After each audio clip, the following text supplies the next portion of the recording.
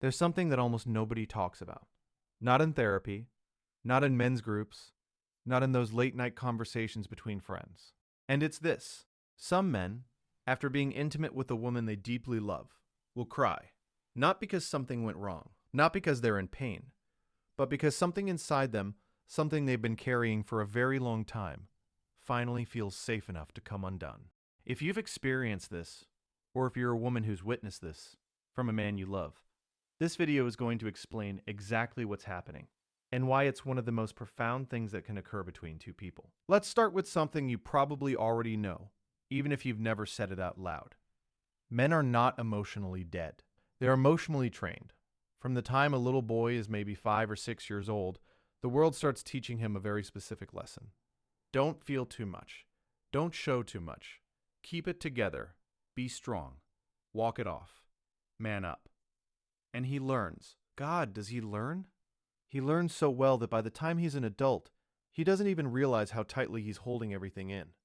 It's not a conscious choice anymore. It's just who he is. He goes through breakups without breaking. He goes through loss without collapsing. He goes through years of pressure and expectation and disappointment. And he handles it. People around him might even say he's solid, dependable, that he never seems rattled. And what they don't know, what he might not even know himself, is that there's an entire ocean behind that wall.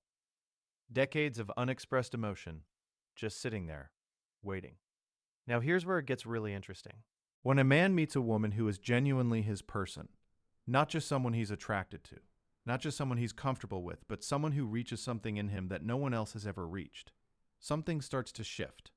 It's slow at first.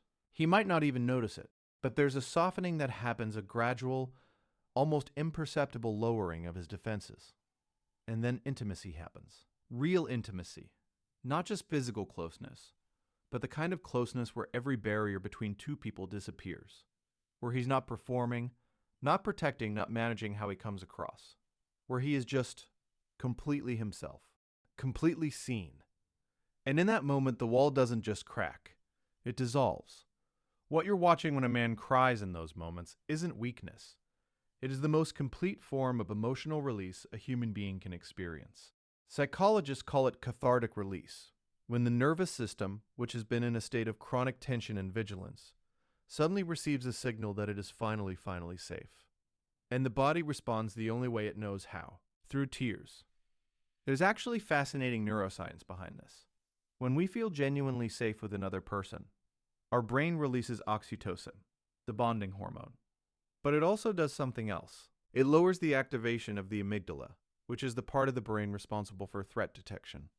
For men who have spent their whole lives in a kind of low-grade emotional armor, this reduction in threat response is profound.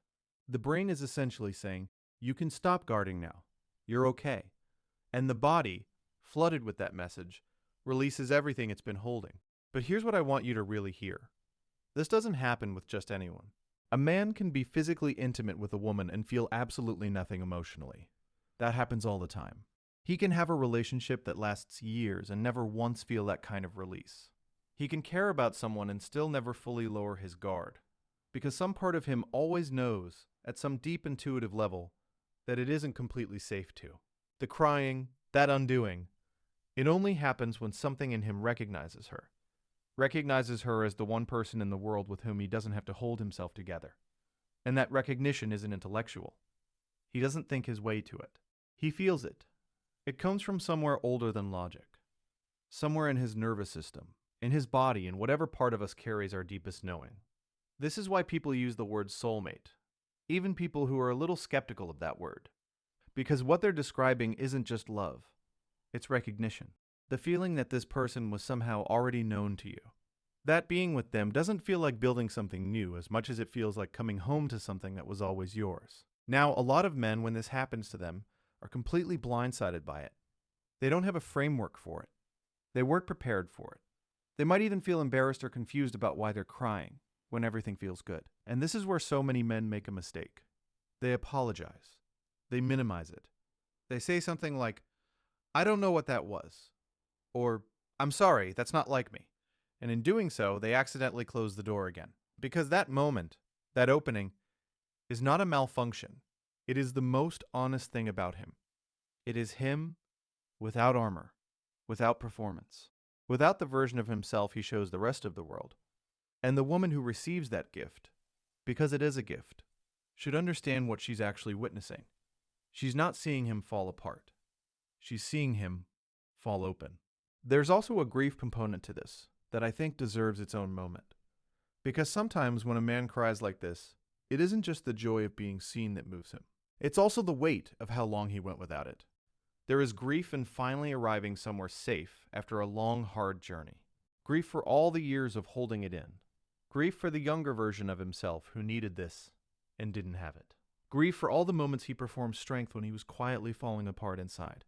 When a man meets his person, all of that unspent emotion, all of that grief, all of that relief, it comes out. Not because he decided to let it out, but because she made it possible. And I think that's one of the most important things a woman can do for a man she loves.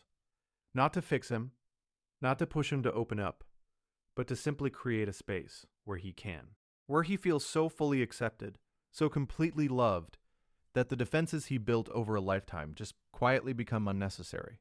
Some of the most powerful relationships are built on exactly this. Not on grand gestures or perfect compatibility or shared interests, but on this. The ability to be the one person another human being doesn't have to be strong for. If you're a man watching this and you've experienced what I'm describing, I want you to hear something clearly. That moment didn't make you less of a man. It made you more of a human being. The vulnerability that emerged in that moment is not your weakness. It is your depth. And the fact that you found someone with whom that depth could surface, that's not a coincidence. That's extraordinarily rare.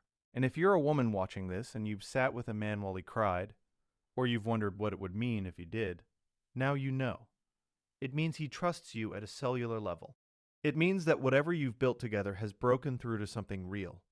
Something underneath all the conditioning and the armor and the years of being told that feeling too much is dangerous. It means he's home. Love, at its most profound, isn't really about finding someone who completes you in some abstract poetic sense.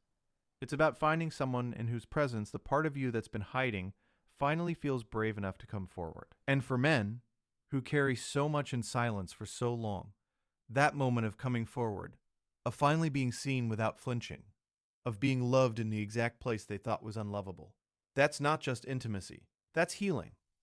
And healing, when it finally comes after a long time of waiting, almost always arrives with tears.